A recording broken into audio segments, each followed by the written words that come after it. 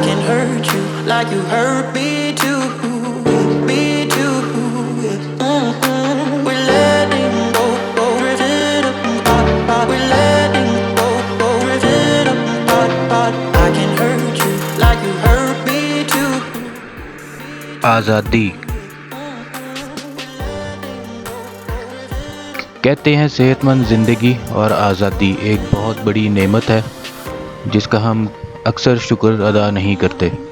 और इस बात का अंदाज़ा मुझे उस दिन हुआ जिस दिन मुझे कोरोना वायरस की इन्फेक्शन हुई और मुझे काफ़ी दिन तक एक कमरे में बंद होके रहना पड़ा।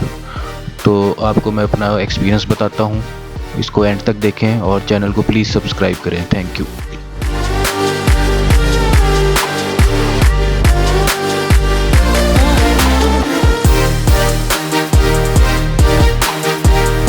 अस्सलाम वालेकुम जी, मेरा नाम डॉक्टर सलमान राना है और आज मैं आप लोगों से डिस्कस करूंगा कि इतनी एहतियात करने के बावजूद और इतना अवेयरनेस वीडियोस बनाने के बावजूद किस तरह से मैं इस कोविड-19 डिज़ीज़ से अफेक्ट हुआ, साइन सिम्टम से क्या मैंने ट्रीटमेंट लिया और किस तरह से मैं इससे बाहर आया, कैसे डायग्नोसिस किया, तो वो सारा मैं इसमें आपसे एक डिस्कस करूँगा। तो हुआ ये था कि 12, 13 और 14 जून को, तकरीबन 14 जून को, जो कि इतवार था मेरे ख्याल से, तो उस दिन मुझे ऐसा लगा जिस तरह थोड़ा सा डायरिया हो रहा है या पेट ख़राब हो रहा है। तो मैंने इसको as a normal diarrhoea treat किया और पानी ज़्यादा पिया और मेडिसिन ले ली, एंटामिज़ोल ले ली। फिर अगले दिन मंडे को दोबारा से मुझे ये डायरिया का अटैक, 2-3 डायरिया के अटैक हुए और साथ गले में थोड़ी सी खराश और खांसी, जिस तरह इस तरह गला साफ़ करने की ज़रूरत पड़ती है उस तरह से खांसी शुरू हुई। तो अभी तक फ़ीवर नहीं था, सिर्फ डायरिया और ये खांसी की अलामात लगी और मैंने इसको ऐसे नॉर्मली ट्रीट किया। और इसी दौरान मेरे फादर इन लॉ और मेरे ब्रदर इन लॉ को यही डायरिया का अटैक शुरू हो चुका था और 99 फ़ीवर उनको शुरू हो गया था। तो मंडे का दिन मेरा इस तरह से गुजरा कि खांसी और डायरिया हल्का फुल्का सा चलता रहा। ट्यूसडे वाले दिन जो है वो खांसी और फ्लू थोड़ा सा चलने लग गया, तो मैंने फ़ौरन मास्क लगा के अपने आप को थोड़ा सा अलग करना शुरू कर दिया बाकियों से, अपनी बेटी से और बाकियों को मैंने अपने पास आने से रोक दिया। तो ट्यूसडे की रात को मुझे 99 फ़ीवर हुआ और वेडनेसडे और थर्सडे इस तरह 99 फ़ीवर चलता रहा और हल्का फुल्का डायरिया चलता रहा। थर्सडे को सुबह जब मैं उठा हूँ तो फ़ीवर 99 था और साथ मुझे जिस्म दर्द, माइल्जियाज टांगों में, शोल्डर्स पे और ये पेट के बैक पे, फ्रंट पे, मुझे इस तरह था जिस तरह कोई लाठियों से मार रहा हो जिस्म के ऊपर, इतना शदीद दर्द था। तो मैंने जब फ़ीवर चेक किया तो वो 99 और 100 के दरमियान ही था। फिर मैंने शावर लेके जब एहतियातन मैंने कहा स्मेल चेक करता हूँ, जब मैंने थर्सडे वाले दिन सुबह स्मेल चेक की तो मुझे बिल्कुल स्मेल नहीं आ रही थी किसी भी चीज़ की, चाहे वो पेस्ट की थी, चाहे वो परफ्यूम की थी, चाहे वो किसी लोशन की थी या किसी सालन की थी, मुझे कोई स्मेल नहीं आ रही थी, बिल्कुल ज़ीरो था कि बिल्कुल जिस तरह ब्लाइंड हो जाते हैं स्मेल से, वो चीज़ थी। उसके बाद मैं डर गया और मैंने फिर सबको बता दिया कि ये कोविड ही लग रहा है मुझे, और मैंने सबको अपने आप से आइसोलेट कर लिया। मैंने इस कमरे में अपने आप को बंद कर लिया और फिर मैंने दोपहर को टेस्ट के लिए सोचा कि मैं टेस्ट करवाना चाहिए मुझे अपना और सारे घर वालों का।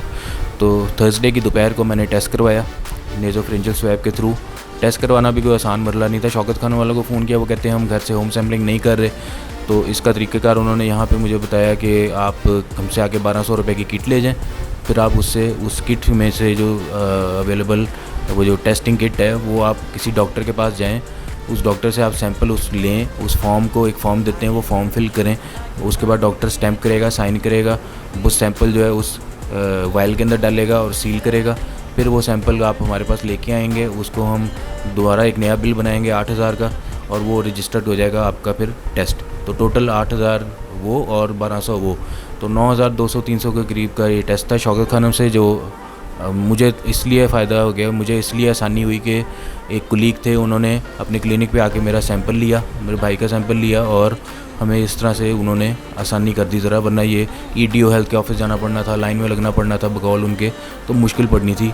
तो वो टेस्ट का मसला तो हल हो गया और थर्सडे को टेस्ट दिया और उसी तरह ये सिम्टम जो है चलते रहे फ़ीवर के। थर्सडे की रात को स्मेल जो है वो थोड़ी सी वापस आ गई। अब फ्राइडे को भी यही हुआ कि स्मेल नहीं थी, फ़ीवर 99 था और भूख नहीं लग रही थी, थोड़ा सा एनोरेक्सिया भी था और जिस्म बहुत दर्द कर रहा था। और 2 दिन तो मैं बिल्कुल नहीं सोया। पहले दिन तो बिल्कुल नहीं नींद आई। सुबह जाके मैं 7-8 बजे सोया हूँ और फिर दोपहर को उठा हूँ। उस दिन रात को भी बिल्कुल नींद नहीं आई। फिर सुबह के टाइम अगले दिन जाके नींद आती थी थोड़ी सी, वो भी आँख खुलती रहती थी डर के मारे।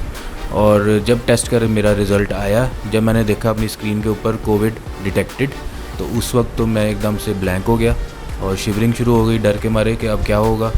क्योंकि रोज़ कोई ना कोई खबर सुनते थे कि किसी डॉक्टर की, इतनी डॉक्टर की हलाकतें हुई हैं, इतने लोगों की हलाकतें हुई हैं, किसी का सांस ख़राब हो रहा है, किसी को कुछ हो रहा है, किसी को कुछ हो रहा है। तो वो सारी चीज़ें दिमाग के अंदर चलने लग गई थी फ़ौरन। तो वो टेस्ट जब कराया, उसके बाद फिर मैंने अपने बाकी घर वालों का टेस्ट करवाया, तो उसमें सबका पॉजिटिव आया। और मेरे इन लॉज का जितने भी मैंने लोगों का कराया, और मेरी मिसेज़ का नेगेटिव था, बच्चों का नेगेटिव था।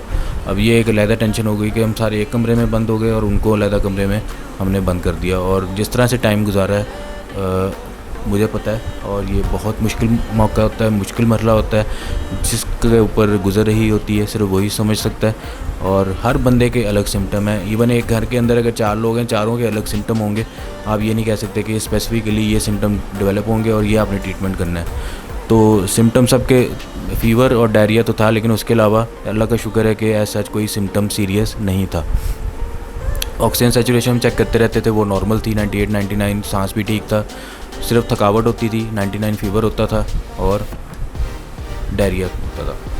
तो ये सारी चीज़ें थी। और इसके अंदर हमने अपना जो ट्रीटमेंट प्लान किया वो ये किया कि पल्मोनोलॉजिस्ट और जो हमारे जानने वाले हैं और जो डॉक्टर्स हैं उनसे कांटेक्ट रखा। और जो ट्रीटमेंट हमने लिया उसमें मल्टीविटामिन्स थे, सर्बेक्सी, एवियन, सीकॉन, एंटीबायोटिक एजिथ्रोमाइसिन शुरू कर दी थी 500 OD, या जिस तरह भी आपके फिजिशियन कहते हैं।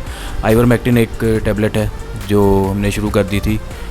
कोई स्पेसिफिक ट्रीटमेंट इसका अभी तक नहीं आया, बस वही जो लोग दे रहे हैं। एक एजोमैक्स, क्योंकि एजोमैक्स जो एंटीवायरल नहीं है, बैक्टीरियल है, तो वो हमने इसलिए शुरू करानी होती है ताकि कोई सुपर एडिड इन्फेक्शन ना हो जाए। अगर गला ख़राब है तो उसके ऊपर बैक्टीरियल इन्फेक्शन ना हो जाए। और आइवरमेक्टिन जो है वो बेसिकली पेट के कीड़ों के लिए होती है दवाई। तो वो आइवरमेक्टिन का रोल जो है इसमें ये है कि वो जो बॉडी के सेल्स होते हैं उनको जाके लाइन कर लेती है, उनको जाके प्रोटेक्ट कर लेती है ताकि वायरस उसमें दाखिल ना हो सके। जो मैंने थोड़ा सा समझा है और पढ़ा है, मुझे ये समझाया आइवरमेक्टिन का रोल जो है वो भी एंटीवायरल नहीं है दवाई। उसके अलावा पैनाडोल, 5 वक्त की नमाज, कुरान शरीफ, सूरत रहमान और ये सारी चीज़ें हमने की थी। ताकि हमने अपने 14 दिन जो हैं वो पूरे किए बहुत मुश्किल से। और थर्सडे को मैं आइसोलेशन में जब गया था तो 18 तारीख से लेके 24-25 तारीख, 5-6 दिन, 7 दिन तकरीबन मैंने अपने बेटी को नहीं देखा। वो बाहर आती थी, बाबा बाबा करती थी दरवाज़े पे, लेकिन मैं उसको कोशिश करता था कि वो आवाज़ ना सुने मेरी या उसको पता ना चले। उसको बस ये बता दिया था कि बाबा ऑफिस। तो वो बाहर आके दरवाज़े पे नॉक करती रहती थी, चली जाती थी। तो रोना भी आता था, मैं रोया भी था काफ़ी कि अपनी बेटी को नहीं देख सकता। तो वो बाबा बाबा कह के बाहर चली जाती थी। तो इतना मुश्किल टाइम था ये कि मैं एक्सप्लेन नहीं कर सकता इसको, ना आपको समझा सकता हूँ कि क्या सी फीलिंग थी। तो 5 या 6 या 7 दिन गुजरने के बाद जब बहुत मेरे से बर्दाश्त नहीं हुआ और मैं अपना तकरीबन सिम्टम्स अगर शुरू करें तो मैं 7, 8, 9 दिन गुजार चुका था। फिर मैंने अपनी PPE किट पहनी, मास्क, कैप, ग्लव्स और सारा अपने आप को कवर करके अपनी बेटी के सामने गया। और 7-8 दिन के बाद उसने मुझे देखा और बहुत खुश हुई और आके जिस तरह गले लगी। तो फिर आप लोगों को अंदाज़ा होता है इस बीमारी कि क्या ये गंदी बीमारी है और किस तरह से ये अफेक्ट करती है लोगों को। तो उस दिन मुझे इस चीज़ का खुद एक्सपीरियंस हुआ है। लोगों से सुनते थे, टीवी पे देखते थे, लेकिन इस चीज़ का अंदाज़ा नहीं होता था। खुद अपने आप पे गुजरी है तो अंदाज़ा हुआ है कि कितनी गंदी बीमारी है और नहीं होनी चाहिए किसी को भी ये, और एहतियात करनी चाहिए। और एहतियात करने के बावजूद भी लग जाए तो ये किस्मत है। और क्या सिम्टम आते हैं हमें नहीं पता, किस बॉडी में कैसे रिएक्ट करना है, इम्यूनिटी कैसी है लोगों की। तो हर बंदे की अपने सिम्टम आते हैं, हर बंदे की अपनी डिफेंस है बॉडी की। तो हम ये नहीं कह सकते कि इसको ये सिम्टम आएगा, इसको ये नहीं आएगा। अब जिस तरह मेरा पॉजिटिव आया था टेस्ट, जब मैंने देखा कि टेस्ट पॉजिटिव आ गया है तो एक तो मैं परेशान हो गया और सुन्न हो गया बिल्कुल।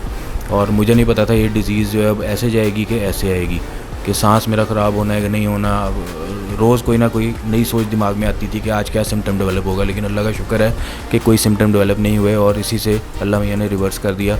और आज पूरे 10 दिन आइसोलेशन के कंप्लीट करके और सिम्टम से शुरू करें तो 15 दिन पूरे हो चुके हैं। और अल्लाह का शुक्र है कि अब सारे हम लोग अल्हम्दुलिल्लाह ठीक ठाक हैं और फ़ीवर फ्री हैं, सिम्टम फ्री हैं और आइसोलेशन आज ख़त्म की है, लेकिन उसके बावजूद फिर भी हम सोशल डिस्टेंसिंग का ख्याल रख रहे हैं। और ये कमरा जो है ये मैंने अब अपने इस्तेमाल में रखा हुआ है। बाकी 2-3 कमरे जो हैं वो हमने 2-2 करके डिवाइड कर दिए हैं कि मिलेंगे आपस में, सारा कुछ करेंगे, लेकिन थोड़ी सी सोशल डिस्टेंसिंग अभी रखनी है 1 हफ़्ते के करीब।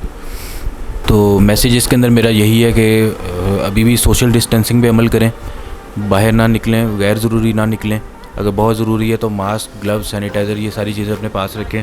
अगर किसी आप क्राउडेड एरिया में जाके शॉपिंग कर रहे हैं, कोई ग्रॉसरी कर रहे हैं, वापस आके अपने कपड़े चेंज करें, शॉवर लें, चेंज करें और उसके बाद उनको वॉश करें कपड़ों को। और गाड़ी को अपनी सैनिटाइज़ करें, साफ़ करें। अंदर से स्प्रेज मिलते हैं, वो स्प्रे आप लेके गाड़ी को भी डेली या 2-3 दिन बाद साफ़ कर लिया करें।